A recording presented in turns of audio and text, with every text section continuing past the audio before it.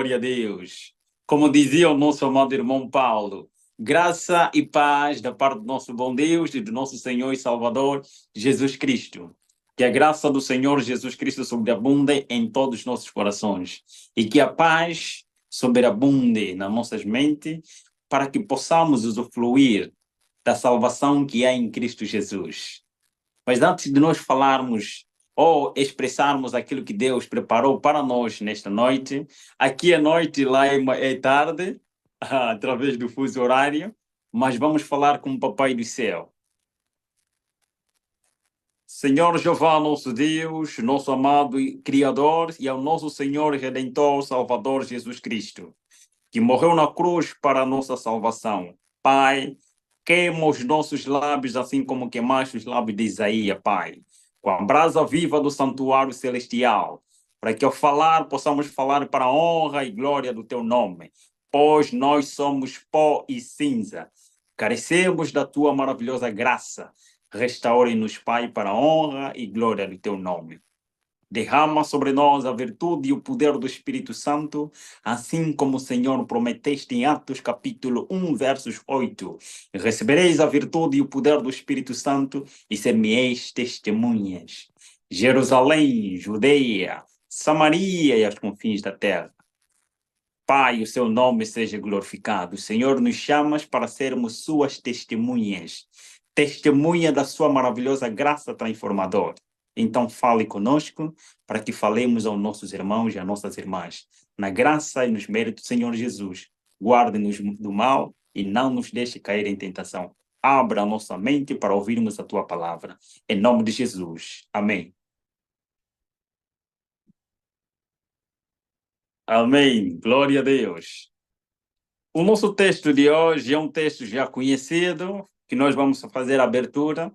Está em 1 de Timóteo, capítulo 4, versos 1. É simplesmente um versículo extraordinário, que todos nós já ouvimos várias vezes a falar deste mesmo texto.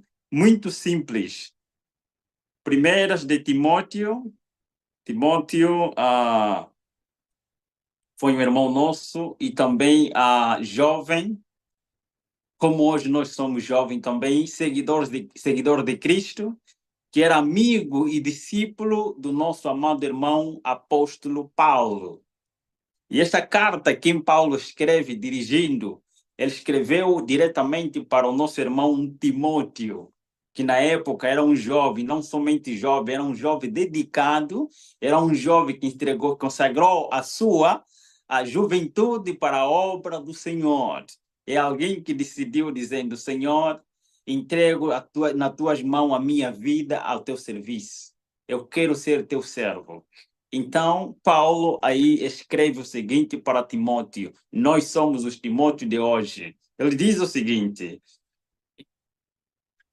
o Espírito expressamente diz, capítulo 4, versos 1 de 1 de Timóteo, o Espírito expressamente diz que nos últimos dias apostatarão alguns da fé, dando ouvidos a espíritos enganadores e doutrinas de demônios.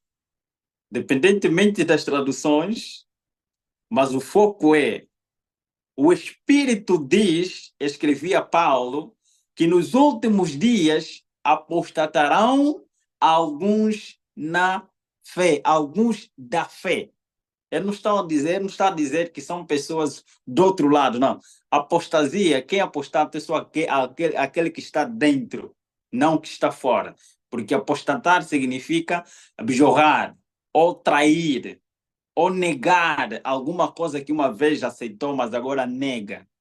Então, ele está a falar que o Espírito diz para ele, e no momento que ele estava a escrever, estava a dizer, estava inspirado neste momento pelo Espírito Santo, estava a inspirar ele a escrever, que meu sobrinho, meu filho na fé, meu filho Timóteo, guarda isso, que nos últimos dias apostatarão alguns da fé. Como é que eles vão apostatar? Eles vão dar ouvidos a espíritos enganadores e doutrinas de demônio. Acho que parece, talvez, não estamos a entender o foco desta mensagem. Vamos entrar dentro do próprio testemunho, ou vamos entrar dentro do contexto do texto do que nós estamos a falar. Ele está a referir que nós, ele está a falar, ele escreveu diretamente para cristãos. Nós somos os cristãos. E especificamente, dentro do cristianismo, tem várias denominações religiosas. E dentro destas denominações religiosas, nós somos adventista do sétimo dia. Então, ele está dirigido diretamente para os adventistas do sétimo dia. Ele está a dizer que nos últimos dias, nós estamos a viver os últimos dias. Por isso que o lema, ou o tema da vigília é eventos finais. Quais coisas que estão a acontecer? Ou quais as coisas que irão acontecer e já estão a acontecer nos últimos dias? O Espírito expressamente diz, quando ele escreveu, expressamente quer dizer que algo urgente. Apostatarão alguns da fé, dando ouvidos a espíritos enganadores, doutrinas de demônio. Salmos, quando lemos Salmos capítulo 66, versos 18, nós encontramos ele dizendo: se eu desviar os meus ouvidos de ouvir a lei do Senhor, até a minha oração torna-se abominável. Não importa o que eu vou fazer. Então vamos lá descrever. Eu lembro-me ainda como se fosse hoje.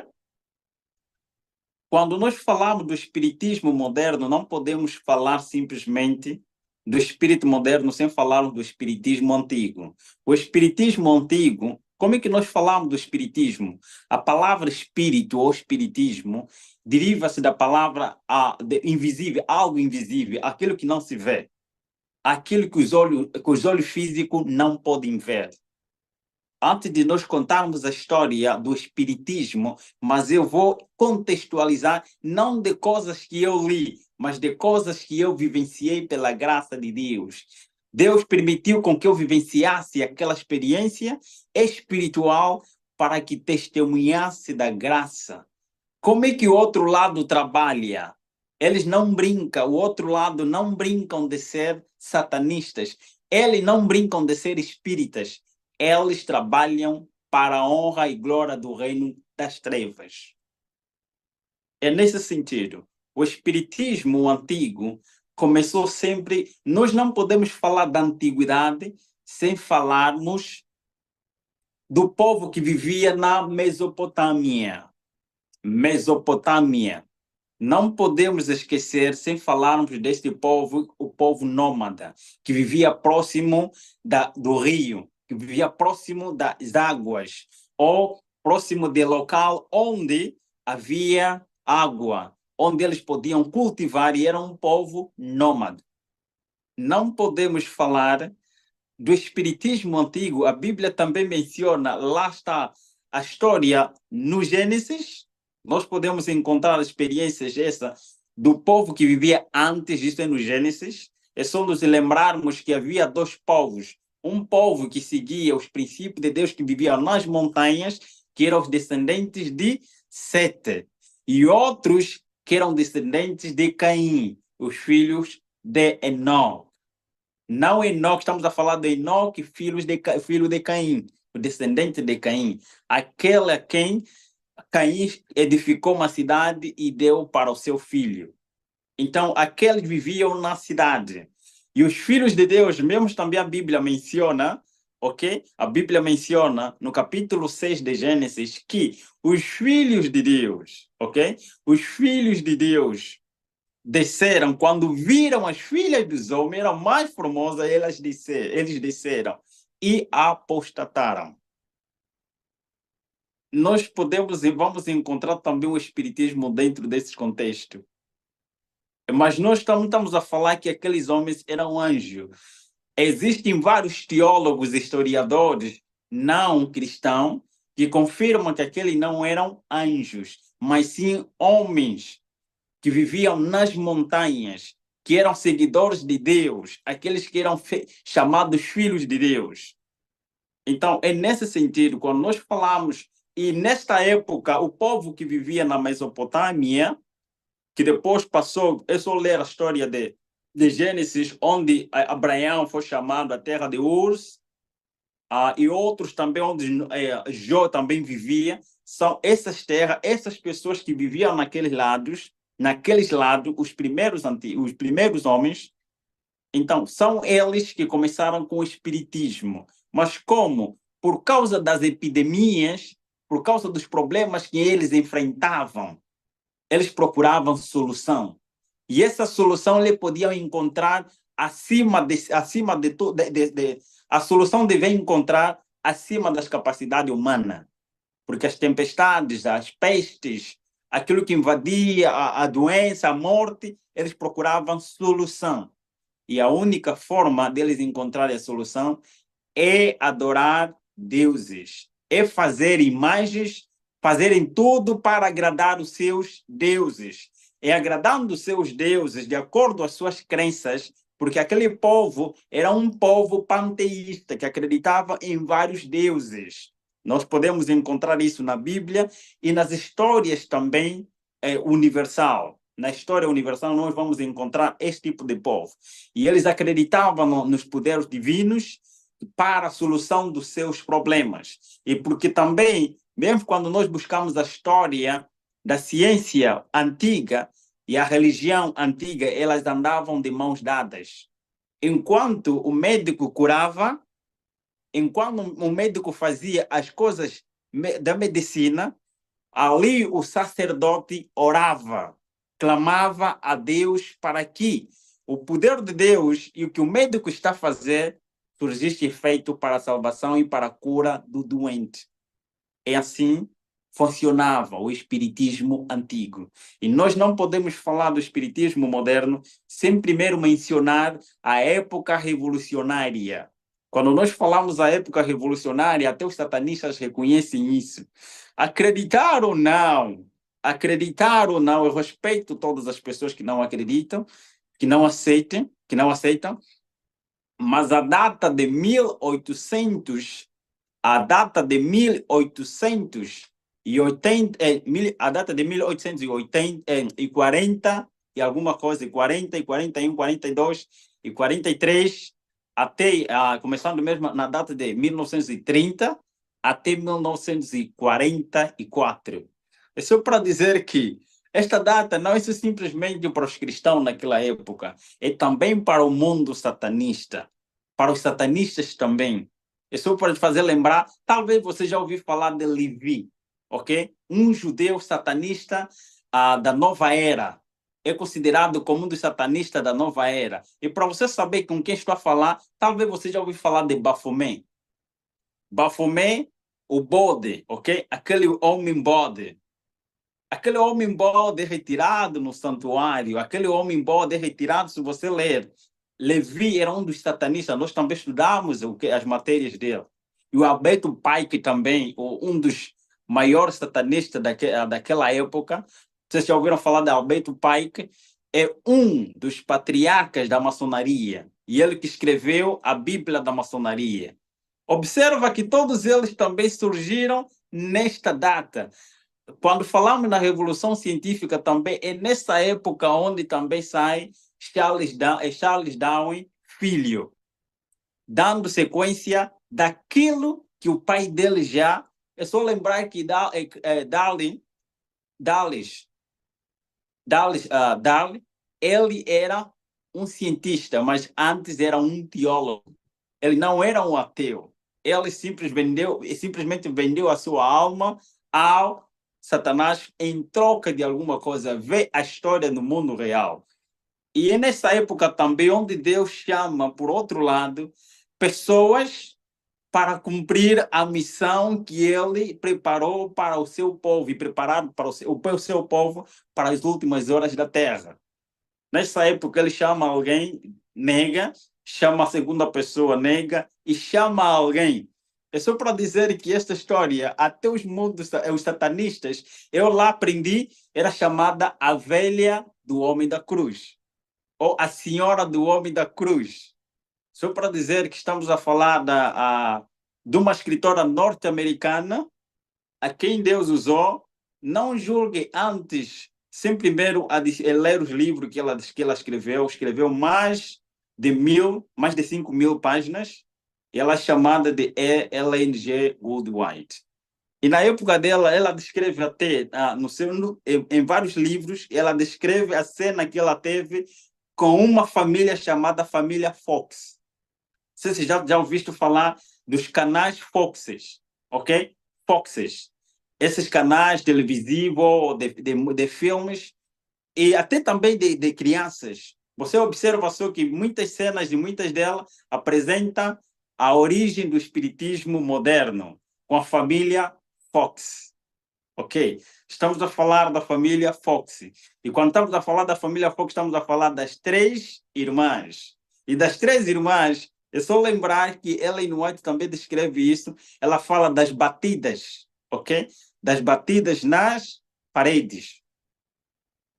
Então, essa família Fox, Satanás aparece para elas e essas irmãs, numa casa assombrada, não era uma casa assombrada, os demônios apareceram para se comunicar com elas, para que eles se tornassem canais, mediums. É lá onde surgiu a história do espiritismo moderno. Mas não podemos falar simplesmente do espiritismo moderno sem agora entrarmos na essência dele. Atualmente existe uma religião chamada espírita, ok? Uma denominação chamada espírita. No Brasil, acho que é muito conhecido, os espíritas, ok? Mas existem outros, por trás disto, tem mais outros subgrupos que muitos deles não são conhecidos, mas eles agem nos batidores. Então, são esses que nós vamos falar um pouquinho.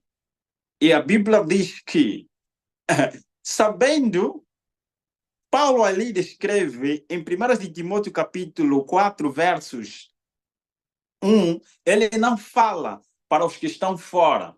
Ele não fala para aqueles que estão dentro, ele fala diretamente para os que ainda não estavam lá.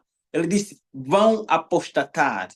Eles posso falar neste momento, eles são cristãos, da religião cristã, e pode ser da denominação religiosa chamada Adventista do Sétimo Dia. Ele está dizendo assim, vão apostatar, dando ouvido a espíritos enganadores e doutrinas de demônio.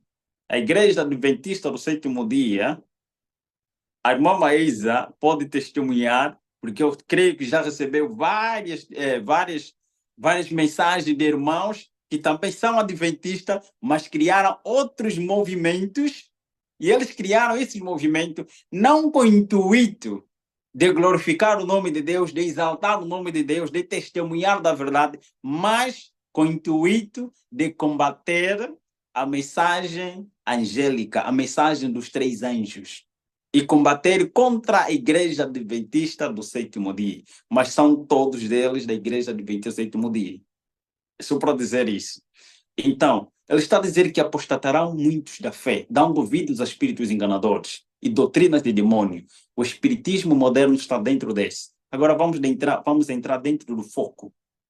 Mesmo o Apocalipse, capítulo 16, versos 13 e 14, diz-nos que da boca do dragão, da boca da besta e da boca do falso profeta saíram três espíritos imundos, semelhante a arás, que vão ao mundo inteiro e congregar até dominar. Só para dizer que eu lembro ainda como se fosse hoje, em uma das reuniões internacional em que eu presenciei o sacerdote ou o palestrante muito importante que lá estava, ele falava de coisa muito importante para eles. E isso é o quê? A batalha entre o bem e o mal é a nossa mente. E naquela época, isso é lembrar que eu vivia na dimensão espiritual e a dimensão física. Nós não vamos poder entender. Para aquele que nunca viveu, nunca presenciou isso, ele nunca vai entender. A dimensão espiritual e a dimensão física são duas dimensões diferentes, em que Deus fechou os nossos olhos para não contemplar. É só lembrar que, lembrem-se da experiência de Eliseu com seu servo. quando eles estavam rodeados pelos soldados, mas o servo de Eliseu estava tão preocupado, sem saber, estava tremoso, porque o exército inimigo estava cheio, estava ao redor, estavam a chegar para matar o povo de Israel. Mas o profeta Eliseu, como tinha visão espiritual, Deus tinha aberto a visão dele para contemplar o espiritual. Ele disse: Pai, ele não está conseguindo ver o que eu posso ver, porque o Senhor abriu meus olhos e eu consigo ver o que é espiritual, mas ele não consegue ver. Abra os olhos dele para que ele contemple o espiritual.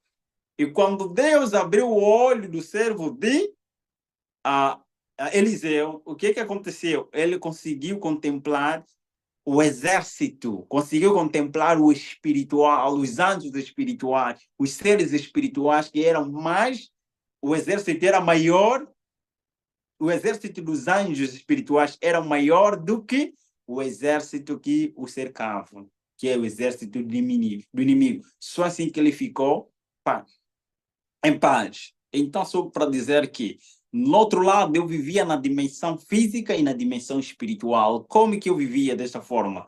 Desde pequeno, eu fui dedicado. Antes mesmo de eu nascer, eu fui dedicado para a obra diabólica, ok? Para trabalhar como um satanista, não somente um satanista, mas como alguém, ok? Que levaria avante aquilo que é do satanista, que é o espiritual, à mente das pessoas. É só lembrar que na época ainda não existia tecnologia como hoje existe. Então, nós éramos obrigados a usar as nossas táticas que nós, conforme nós aprendíamos, e ensinar as pessoas a aceitarem, a receber os espíritos imundos nas suas casas, nas suas cabeças, nas suas mentes, de forma estratégica. Hoje, as pessoas já não precisam fazer isso porque a partir do seu próprio telefone, a partir do seu próprio computador, a partir das coisas mais próximas de ti, o espiritismo, a televisão, o espiritismo pode estar na tua casa e você ser escravo do espiritismo moderno. É só para dizer que eu vivia assim na dimensão espiritual e eu conseguia ver aquilo que é espiritual. E nesta reunião onde estava a falar, ele dizia o seguinte: a nossa luta, o nosso problema não é contra os mortos, mas é contra os vivos. A nossa maior preocupação não é contra os mortos.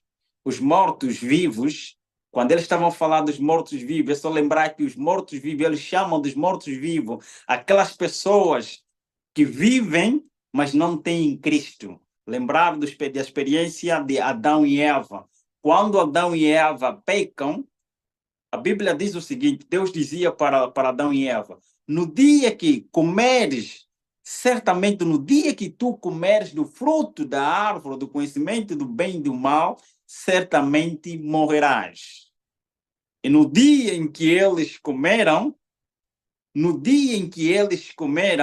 a palavra cumpriu-se: certamente morrerás. E eles morreram espiritualmente. Eles morreram a morte eterna. Por isso que a glória de Deus se retirou deles. E o que aconteceu? O processo da morte começou naquele momento em que a glória de Deus se retirou e eles tornaram-se mortos espiritualmente. A morte eterna e a morte espiritual. E eles passaram a viver a morte, passaram a ser vivos fisicamente pela graça e misericórdia de Jesus, porque Jesus é o Cordeiro de Deus que morreu antes da fundação do mundo. Eles passam a viver de forma física, mas morto espiritualmente. E a sobrevivência espiritual dele é com comunhão com Deus. É aceitar o sacrifício de Jesus Cristo que representava aquele animal. Então eles passaram a ser mortos espiritualmente, mas vivos fisicamente, também com o processo da morte começou naquele exato momento em que o corpo observa só que quando eles pecam, todo o universo, todo o mundo, todo ele transformou-se. Eles viram a transformação, eles viram a consequência do ato, que a partir daquele momento a morte entrou.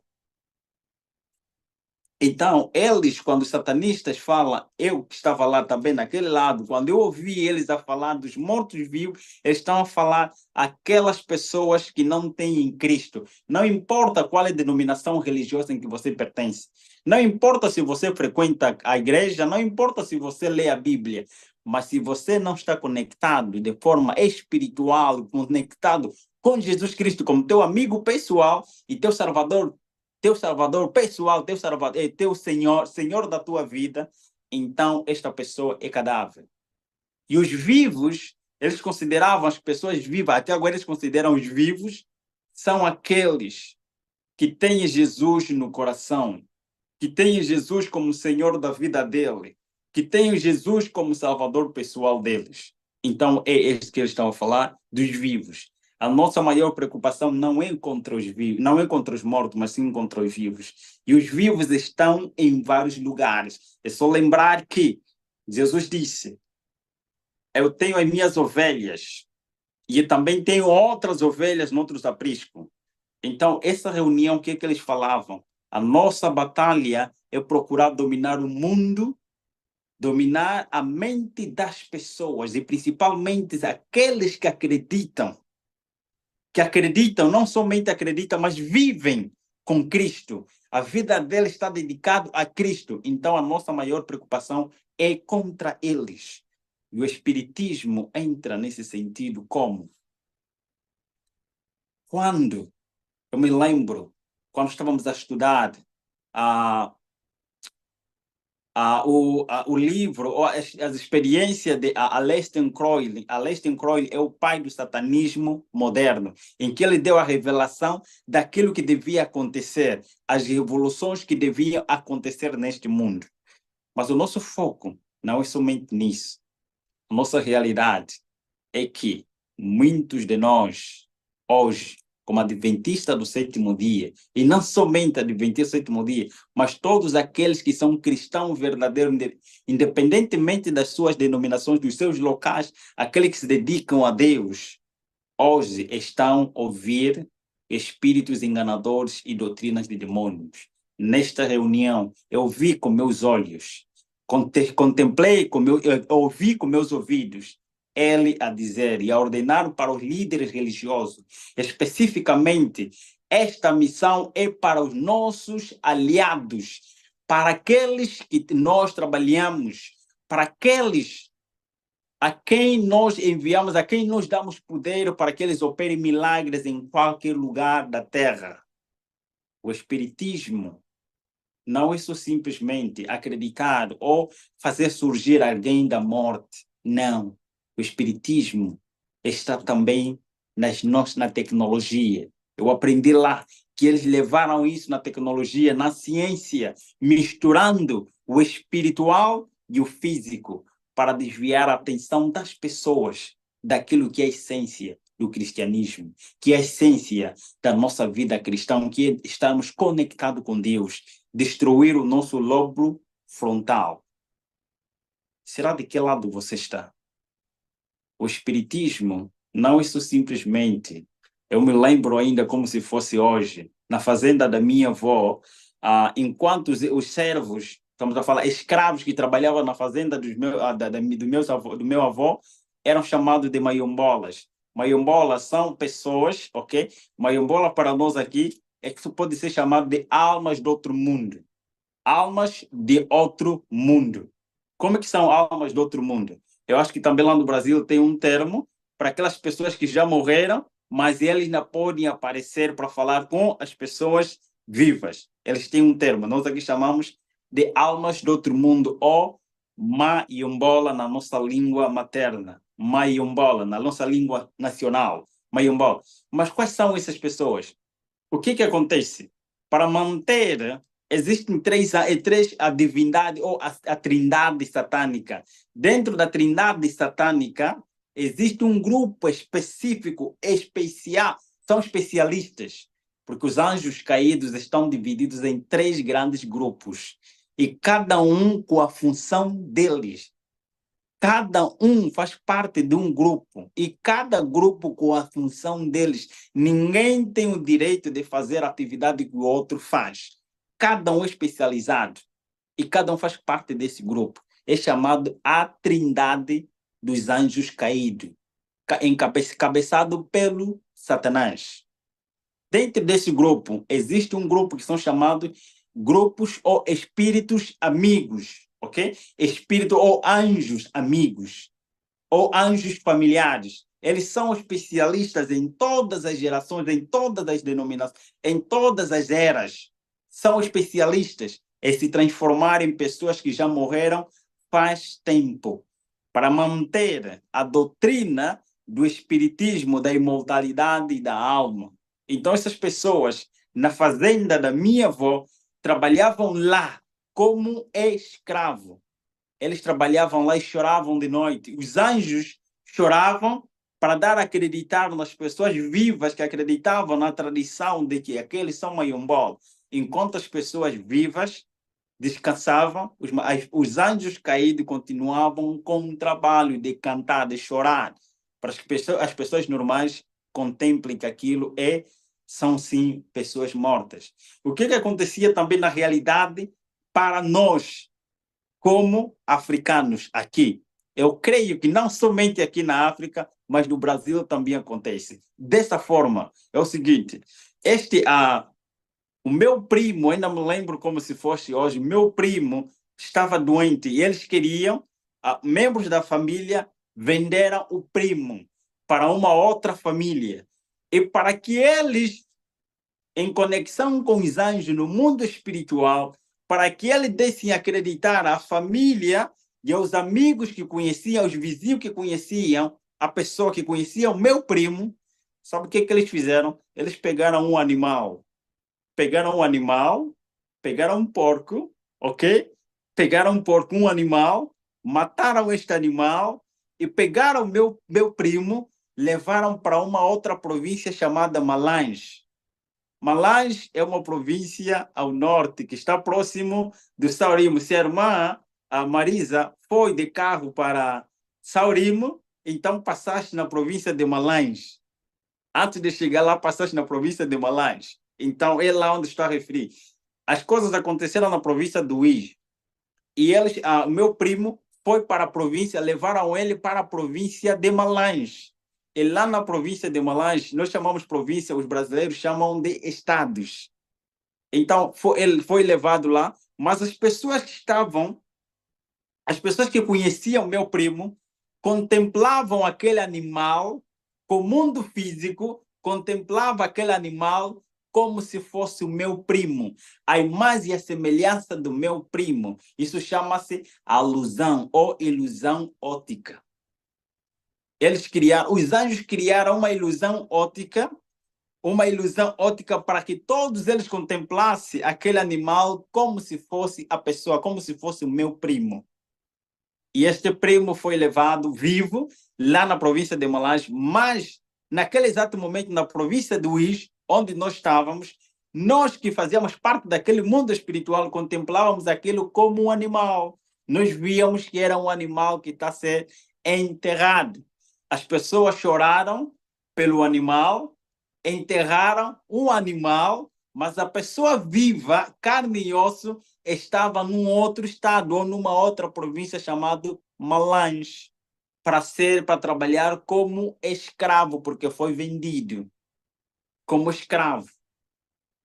Deu para entender? Então, essa pessoa vai estar vivendo escondido das pessoas normais e principalmente das pessoas que o conheciam. Eles vão guardar, vão proteger para manter a tradição da imortalidade da alma. Quem foi enterrado é o animal. E a pessoa viva está num outro lugar. Mas todos aqueles que contemplaram, isso são factos. Chamamos isso do mundo espiritual. Quando nós vivemos no mundo espiritual, às vezes, para os nossos irmãos que nunca viveram, nunca tiveram essa experiência, ou você até pode ter experiência com Deus. Se você ter uma experiência, um dia vamos ter isso, quando nós recebermos a virtude ou a chuva seródia do Espírito Santo, nós, quando Deus abrir os nossos olhos espirituais e contemplar além daquilo que é normal. Então, no outro lado, nós contemplávamos aquilo que era normal. No outro lado, eu poderia ver quem é o anjo que está no outro lado da pessoa, qual é o anjo, de quem lado ele, de que lado ele pertence. Ou podia ver essa pessoa nua. Estamos a entender que se ela não tiver um anjo de Deus próximo dele, que os anjos que estão mais próximos dele são os anjos caídos, que eram dos nossos, então essa pessoa fazia parte dos mortos. Então, só para dizer que o espiritismo moderno está a trabalhar desta forma. Até eu me lembro realizações no mundo do teatro e no mundo do desporto. Eu testemunhei várias cerimônias. É só para dizer para os nossos irmãos, por favor, não entendam mal das coisas que eu vou falar quanto à questão do espiritismo moderno e da nossa realidade hoje. Que o espiritismo não é somente a pregação da imortalidade da alma. Não é somente nisto. O espiritismo moderno está em todos os lugares. Dentre eles, eu vou falar que eu testemunhei também com meus próprios olhos. Dentro das igrejas, o espiritismo moderno também está, mas estamos a falar o espiritismo no sentido negativo. O espiritismo, conforme a Bíblia diz, que vai levar com que as pessoas deem ouvidos a espíritos enganadores e doutrinas de demônio. A Bíblia diz o seguinte para nós. Daniel fala para nós que se aquele tempo, também Jesus fala para nós, que se aquele tempo não fosse abreviado, até os escolhidos seriam enganados. E a Bíblia, e Daniel fala que haverá uma angústia pelo qual nunca houve, desde que houve nação. Jesus nos alerta, se aquele tempo não fosse abreviado, até os escolhidos seriam enganados. A maior preocupação hoje, se eu pretender enganar alguém hoje, eu não vou procurar. Gostaria de saber as moedas do Brasil. Tem R$ 100, R$ 20, certo? E R$ 10. Temos isso lá? Ok. Imaginemos que lá não tem R$ 1.000. Tem R$ 1.000 lá no Brasil? Tem R$ 1.000? Pegado R$ 1.000. Não tem R$ 1.000, ok. Então imaginemos, se eu pretender criar uma moeda falsa, eu não poderia criar uma moeda de R$ 1.000, porque não existe uma moeda, uma nota de R$ 1.000. Não existe. Então é impossível fazer um falso. Não, é impossível falsificar. Eu tenho que procurar uma nota de R$ 100 e uma nota de R$ 20 para falsificá-la. Assim torna-se mais fácil, porque eu vou fazer a cópia. Eu vou fazer a cópia do original. Assim acontece. E ela vai parecer que é igual. Igual, mas vai parecer semelhante, mas não igual. Vai parecer semelhante, todas as características todas serão semelhantes. E quem deve detectar essa diferença só tem que ser um especialista. O especialista, logo que tocar na nota, ele vai dar conta e ver, ele saberá quais são as características que definem o original do falso. E para isso, só aqueles que terão o Espírito Santo, que terão discernimento, vão conseguir detectar. Meus próprios, nas nossas reuniões, eu me lembro ainda como se fosse hoje, a cerimônia de abertura dos desportos mundiais, ou de desportos que vai afetar o mundo todo. No campo, era realizado a morte, sacrifício de criança, sacrifício de pessoa. Como? Para que os anjos derramasse um poder hipnótico, para que ele pudesse dar poder. Eles chamavam isso o reavivamento, ok? Eu sou o termo, reavivamento e a reforma da verdadeira apostasia. Trazer os deuses da antiga era para os povos da nova era, mas modernizando os espíritos.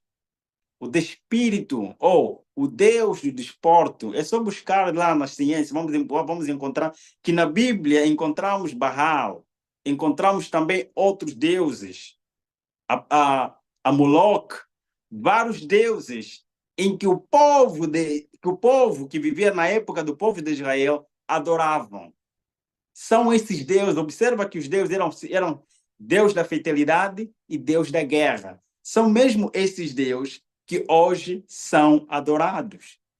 Quando eu gasto meu tempo, os 90 minutos ou 120 minutos, a contemplar aquilo, ouça só o que vai acontecer na nossa mente quando nós acompanhamos algo.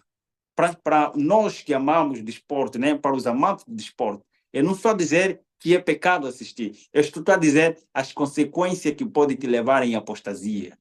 Ok? A transformação da nossa mente através daquilo que nós vimos. Porque a entrada para a nossa alma, para o domínio da nossa mente, é a partir das 3 faculdades e 5 sentidos. É nisso que eles focam. Quando nós contemplamos 2 equipes, primeiro o que vai acontecer? Eu já amo alguém, eu já apoio, eu sou fã. E se buscarmos as palavras fã, ok? Fã significa adorador. Fã significa adorador. Nós que somos fãs, essas 2 equipas que estão dentro, a treinando ou a jogando, eles estão a treinando e são considerados como 2 exércitos. E o que vai criar na nossa mente para nós que estamos adeptos? Preste muita atenção naquilo que acontece, vai acontecer na nossa mente. E você vai dizer que sim.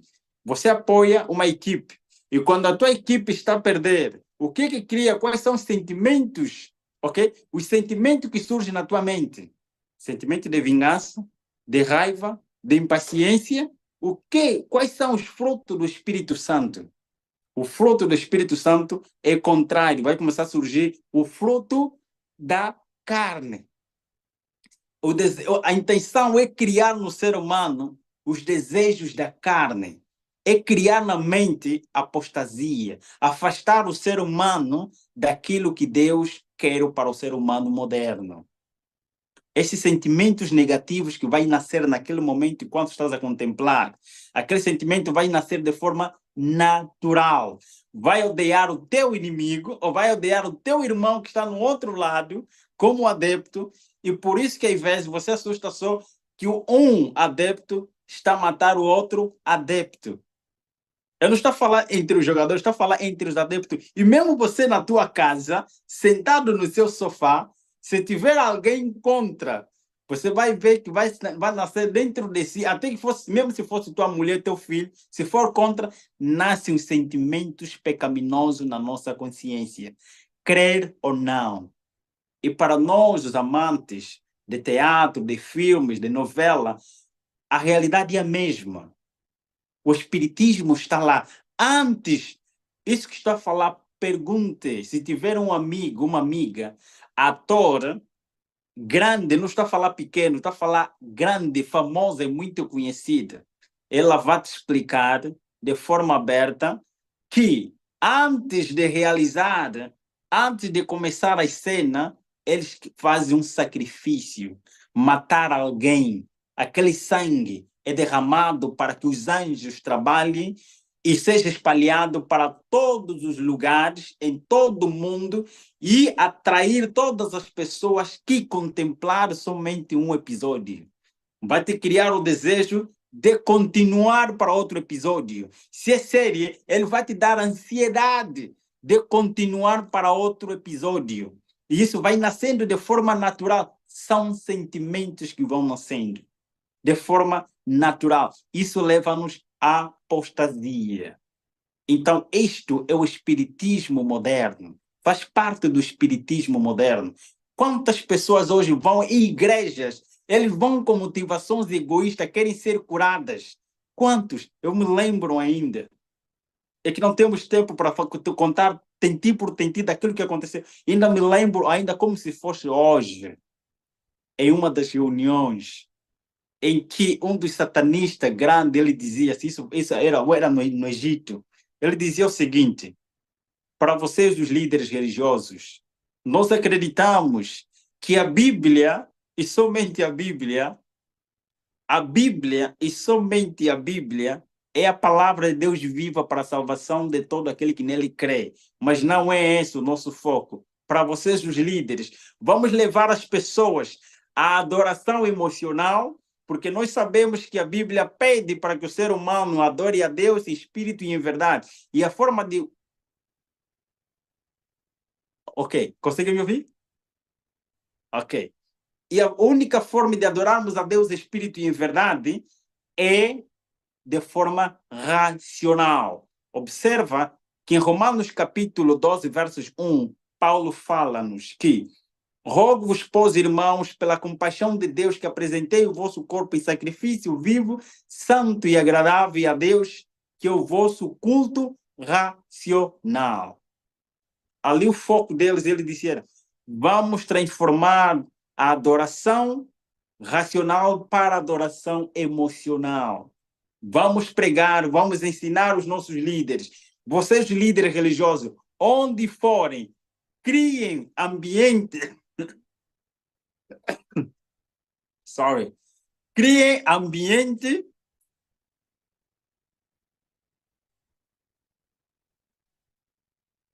Desculpa. Ok. Criem um ambiente emocional. Vamos criar no povo cego, mesmo com as suas Bíblias nas mãos, vamos enganá-las. Como? Utilizando através dos instrumentos hipnóticos que leva à adoração emocional, não à adoração racional. Quanto de nós vamos em igrejas e lá simplesmente são questões emocionais e não espirituais. Até as suas pregações, as suas músicas todas são hipnóticas. E outros também, para outros líderes religiosos, falavam assim, vamos vos dar poder. Vocês receberão poder dos espíritos caídos para que, por intermédio destes, enganar as pessoas que vocês estão a operar milagres. Mas, na verdade, não são milagres. Eu não me lembro ainda como se fosse hoje. Alguém, um líder religioso aqui na África, ele recebeu o poder. E quando foi na igreja, eu era ainda pequeno. Quando eu chegava, eles, sempre que eu chegava em locais como esse, os líderes, ainda que tivessem a falar, eles paravam e contemplavam, reverenciavam por causa dos espíritos que estavam sempre ao meu redor, que sempre me seguiam, que sempre andavam comigo. E eles assim falavam.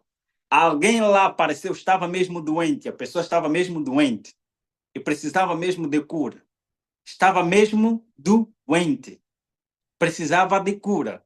E quando chegou lá, os anjos que estavam a perturbar esta pessoa falaram com os anjos que estavam com o líder religioso, nesse caso, e o líder disse, não, essa é nossa pessoa.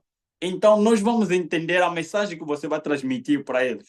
Nós vamos fingir com que vamos parar de perturbar essa pessoa, vamos dar um tempo que paramos de perturbar essa pessoa, porque eles têm que acreditar que você operou milagre, que você tem poder, e esses poderes vieram de Deus.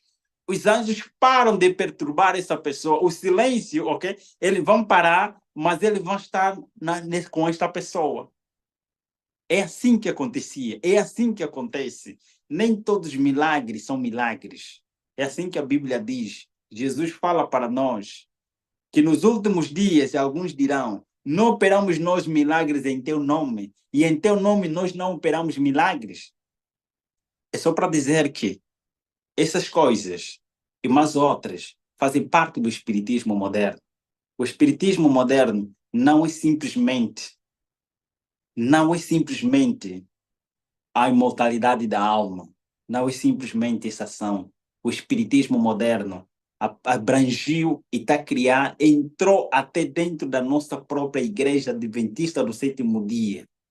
E até agora, hoje, nós estamos divididos em grupinhos por causa do espiritismo, por causa da apostasia, por causa do desvio da nossa mente, por causa de nós amarmos mais as coisas do mundo do que as coisas de Deus. Precisamos ter muita atenção com os nossos telefones, precisamos ter atenção com nossos computadores, com nossas TVs, com aquilo que a tecnologia hoje traz, porque o espiritismo hoje está misturado também com a tecnologia. Vamos ter que lutar e orarmos muito a Deus para que o Senhor nos guarde do mal. Que Deus abençoe a sua palavra.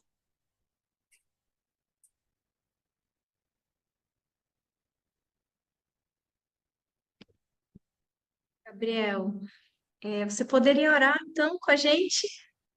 Sim, Pode fazer sim. mais uma oração por esse seu apelo, por favor. Amém, amém.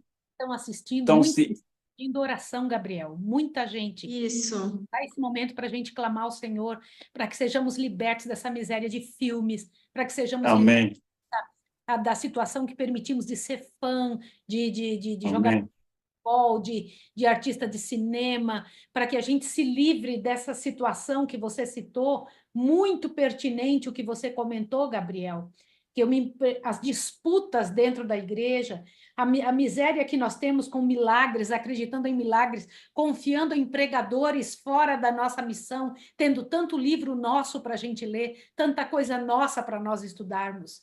Nós temos muito que pedir a Deus, que Deus nos livre do espiritismo moderno, disso que entra pelos nossos sentidos, como você explicou. Então, que Deus tenha amém. misericórdia de nós. Nós podemos orar agora por isso, não é, Gabriel? Sim, podemos sim. Vamos falar com o Papai do Céu. Senhor Jeová, nosso Deus, nosso amado e Salvador, e sobrecarregado, e eu mesmo vos aliviarei. Senhor Jeová, nosso Deus, nosso Criador, nosso Redentor, dentro da própria nossa igreja adventista do sétimo dia, nós estamos divididos de forma em grupinho e chamamos-nos nome uns aos outros.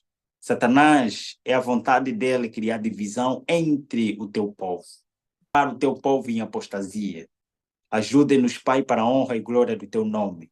Nos conceda segundo a tua vontade, porque nós somos cegos, nós somos desgraçados, miseráveis, pobres, cegos e nus. E nos consideramos, Pai, que nós temos tudo, que nós somos ricos e enriquecidos estamos, mas todavia nós somos como imundo e toda a nossa justiça é como um trapo de imundícia. Quem é do imundo tirará puro, Senhor? Ninguém. Nós rogamos a Ti, através da Tua promessa, que o Senhor disse, vinde a mim, vós que estás cansados e sobrecarregados, e eu mesmo vos aliviarei. Pai, credes recebereis. Nós rogamos através, Pai, desse povo que está acompanhado, esta pregação, que está a acompanhar esta cena, que está a acompanhar, querido Pai, esta vigília, para a honra e glória do Teu nome. Pai, opere milagre nos nossos corações. Manifeste a todo esse pessoal que está a acompanhar essa cerimônia, que está a acompanhar esse evento, porque nós estamos cansados e oprimidos, e nós acreditamos. Nós não temos a fé semelhante à fé de Marta e Maria, mas muitos de nós temos essa fé de Marta e Maria.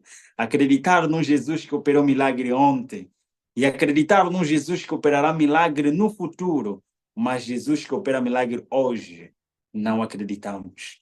Por isso que às vezes nos apostatamos. Quando os problemas surgem, nós queremos recorrer a pessoas, recorrermos a espíritos, recorrermos a coisas, como o Senhor mesmo pergunta em Isaías capítulo 8, versos 20 e 19. Quando o problema surge entre vós, não é momento do povo, um povo recorrer a seu Deus. Por que vocês recorrem a outros deuses? E reclamamos as bênçãos que o Senhor prometeste segundo a tua vontade. Apocalipse capítulo 3, versos 14 a 21, onde o Senhor chama-nos a atenção, repreende-nos com amor e nos prometes que nos daria as riquezas da maravilhosa graça do Senhor Jesus Cristo, Pai. Nós rogamos o poder do Espírito Santo para que Ele possa restaurar em nós a imagem e a semelhança do Senhor Jesus Cristo. E que o Espírito Santo reproduza em nós a mente, o caráter e a personalidade do Senhor Jesus Cristo, Pai. Que para as pessoas mais próximas de nós, mesmo sem falar, eles possam dizer: estes sim são cristãos de Cristo, são seguidores de Cristo, porque a palavra cristianismo surgiu não em testemunho, não em falar, mas através de testemunho em silêncio, o testemunho silencioso que é ação, praticar aquilo que nós aprendemos do Senhor Jesus Cristo. Senhor, nos conceda o ouro provado no fogo, para que possamos nos enriquecer e ninguém possa ver a nossa miséria, a nossa desgraça, a nossa pobreza e riem de nós. Clamamos a Ti neste momento, Senhor Jesus Cristo, que vista-nos com manto branco da justiça do nosso Senhor, a nossa nudez e riem de nós. Senhor Jesus Cristo, unja os nossos olhos segundo a Tua vontade. Clamamos para a honra e glória do Teu nome, Senhor Jesus Cristo.